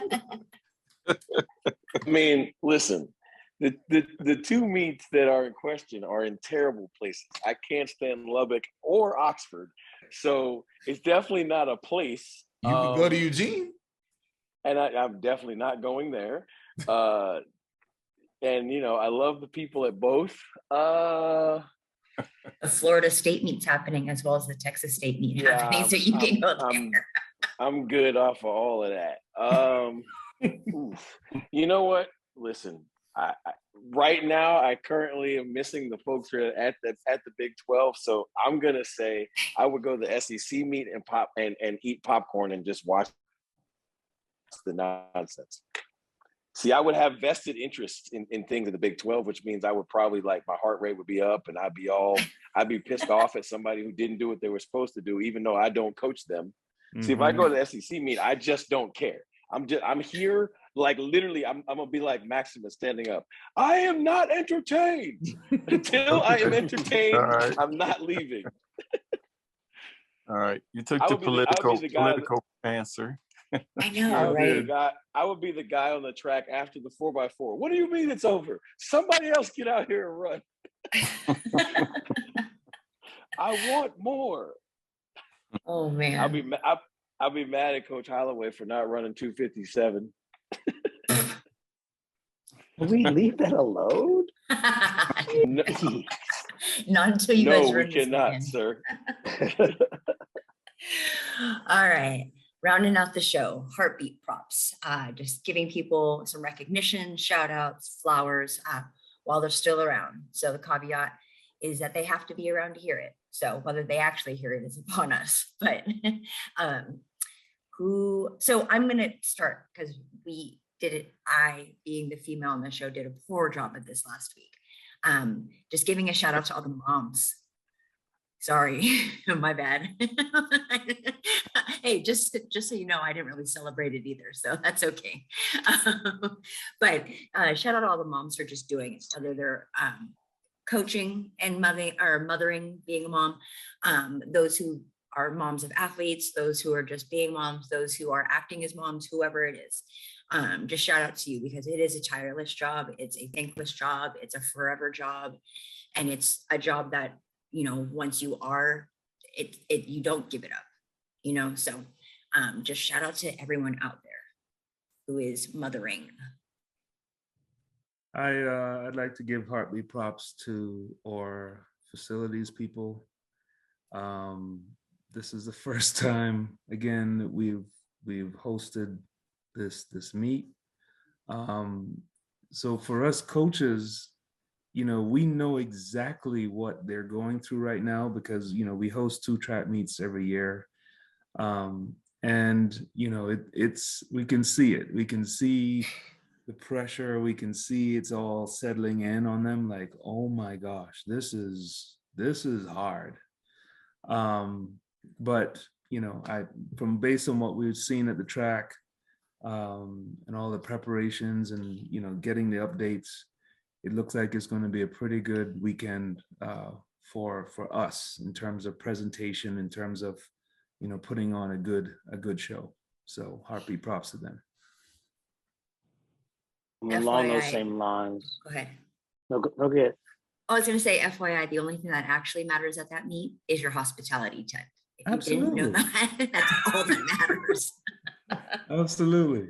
We have the best hospitality tent in the country. Okay, the Big Eight. The Big Eight hospitality tent. We have to have something. Hey, so when is it Corky, right? That was the old head coach. Yeah.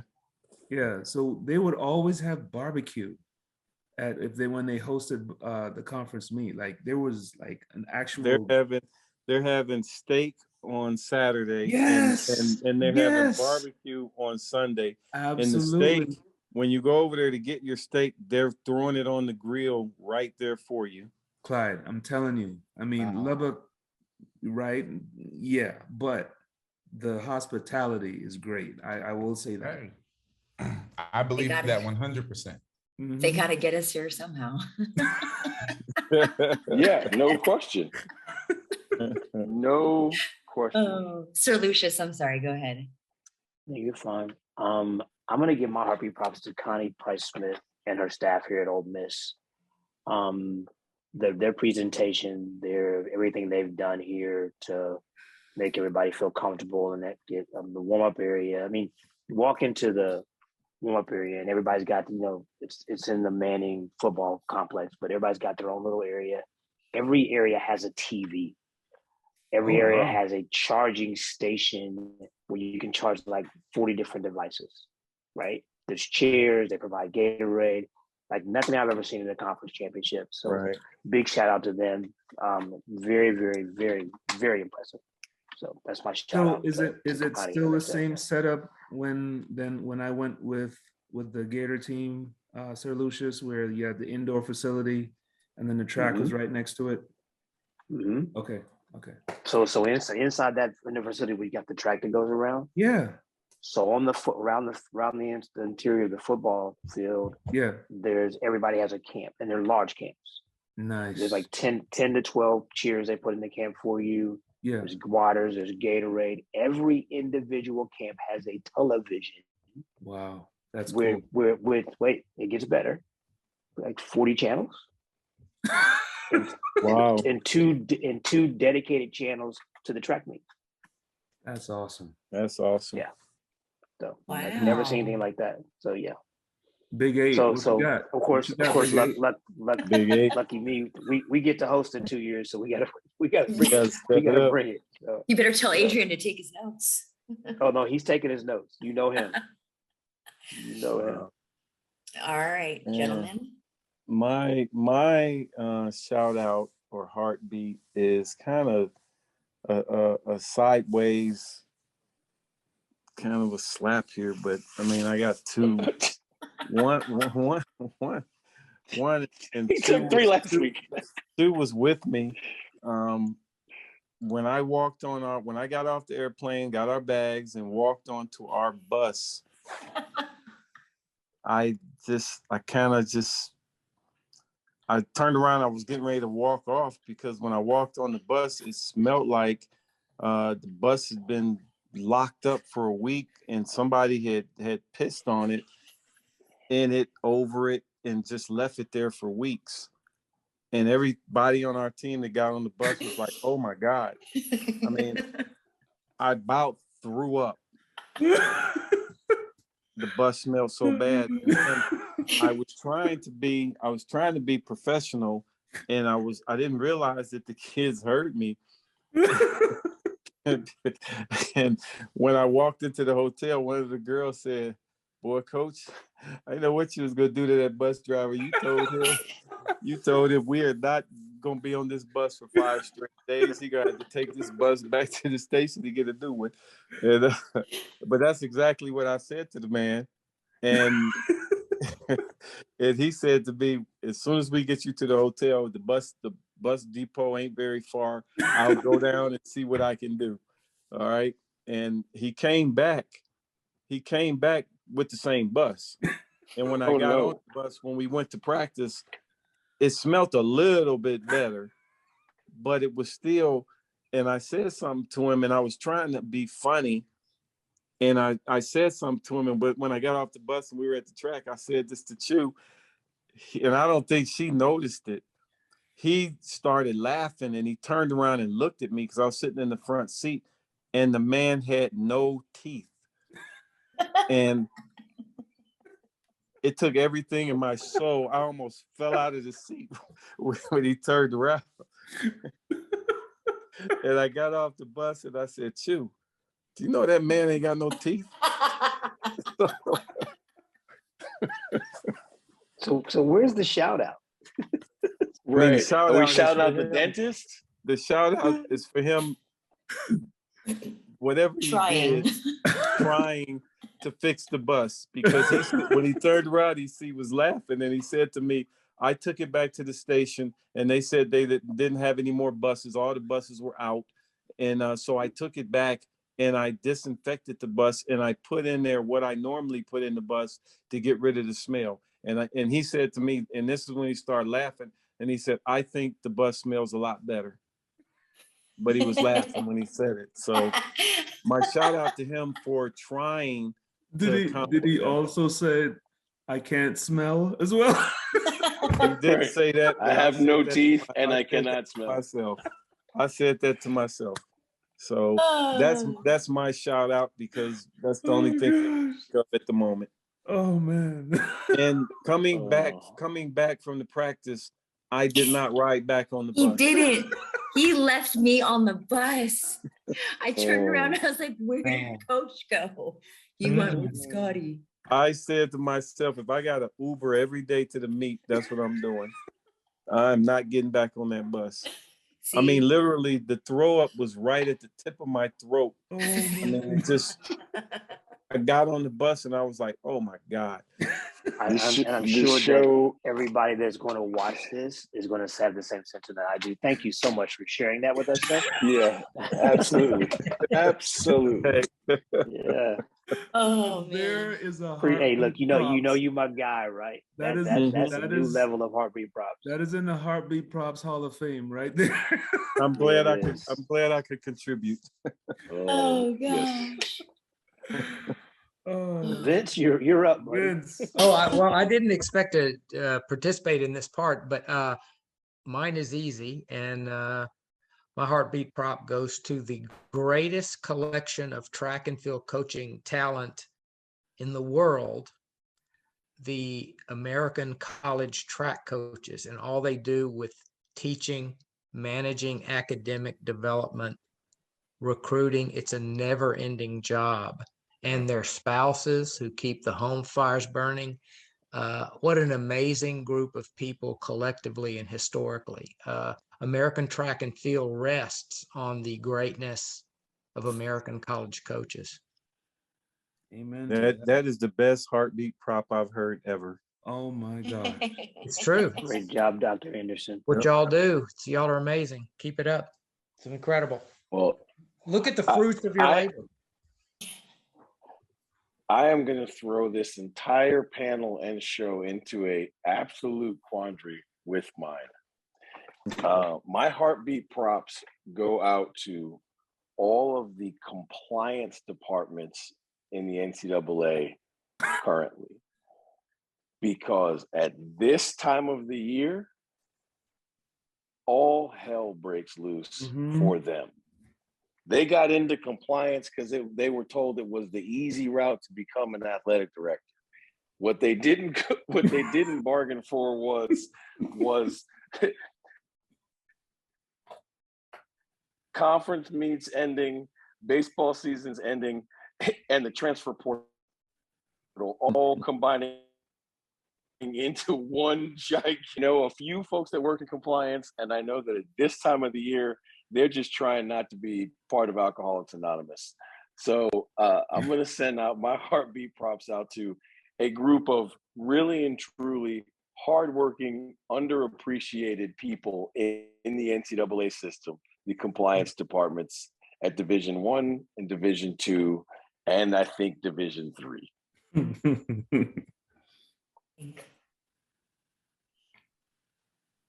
All right, Chuck, I'm sorry, Clyde, last but not least.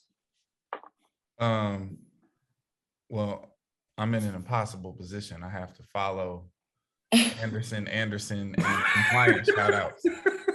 So I'm going to disappoint everybody with this. No, my heartbeat props we're in Clovis, California for our conference championships at the Mountain West. And my heartbeat props go out to San Jose State throwers. They're just a really like great bunch of kids. Like these people, classic Spartan throwers crew. We come downstairs for breakfast, you know, hotel breakfast. Everybody's kind of hanging around. The throwers are outside on the patio in a little half circle. I'm like, what are they doing out there? These boys done brought a grill to the meet. They walked to the store and they are out there frying eggs, frying Spam, and making pancakes. Wow. And I'm like, I'll go out there. I'm like, fellas, what's up? Nothing, coach. We good. You want breakfast? They're just a great spirited group of kids. They are always entertaining. They always, you know, have a smile on their face, and they definitely keep things around here as loose needs to be, especially in, you know, one of the few pressure-packed environments that we have every year. So to my throws crew, love y'all. It wouldn't be the track season without y'all. Y'all are hilarious. I love it. That's amazing. That was a great one. That was really you did not disappoint. No, I'm you placing didn't. orders the rest of the week. I'm gonna get me some pancakes and fried eggs off the grill. Dude, It's I'd be Spam, all about too. the fried eggs and Spam. I'd be all about that. Mm-hmm. All right. Well, another great week. Love it. Anderson and Anderson, thank you so much for your time. Thanks for Pleasure having me. as always. So, best wishes, run fast, throw far, jump high, jump far, all of that above this weekend to all the conference meets. And after this weekend, on to prelims. So we'll see y'all again soon. Wow. Good night, everybody. Good night. Stay off them stinky buses. Definitely. When the lights come on, the road just get to running. When the lights come on, opponents smash the plumbing. Heard you like it warm, hot, knife the butter. Truth hit them hard, knock them off that rebuttal. Tsunami, tidal wave to your puddle. Tough love, punch you in the arms, little brothers. Athletics, LLC, there's no others. Track and field's pacing, we'll peel to go further. Hey, Wile E. Coyote, it's road runners. Feels like you know us, you've been with us the whole summer. If not for this quarantine, these four corners wouldn't be here, but we here, so start learning. You gotta earn your stripes, gotta get your scars. Show you how to fight, but show us who you are. You lack experience, but still you wanna talk. And who is actually talking to you? Circle's kinda small. Heads prevail when the backbone's strong. Gotta keep it coming, no, it won't last long. Pass it, failed, and sell the sad song. And if you don't check yourself, then that's wrong. Just trying to give you the real that you asked for. So why you keep cutting us off to ask more? We put it in slow-mo, but you fast forward. Athletics, LLC, the task force.